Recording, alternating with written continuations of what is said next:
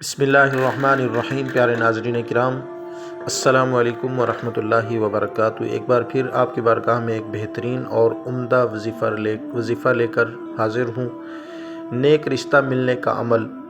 کافی گھروں کے معاملات ہوتے ہیں، مسائل ہوتے ہیں، بہنوں کے رشتے نہیں ہوتے، تو اس وظیفے پر عمل کر کے رشتے مل جائیں گے، نیک رشتے مل جائیں گے، آسانی سے مل جائیں گے۔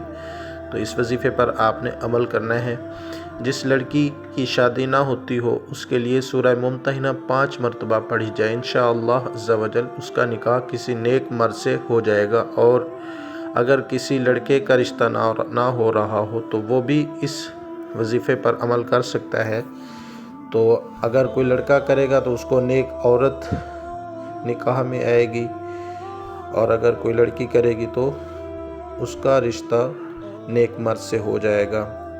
اگر لڑکا لڑکی خود کر سکتے ہیں تو خود کریں، نہیں تو لڑکا لڑکی کے والدین کر سکتے ہیں، بہن بھائی بھی اس وظیفے پر عمل کر سکتے ہیں۔ وظیفہ شروع کرنے سے پہلے اور بعد درود شریف لازمی پڑھنا ہے، انشاءاللہ آسانی ہوگی۔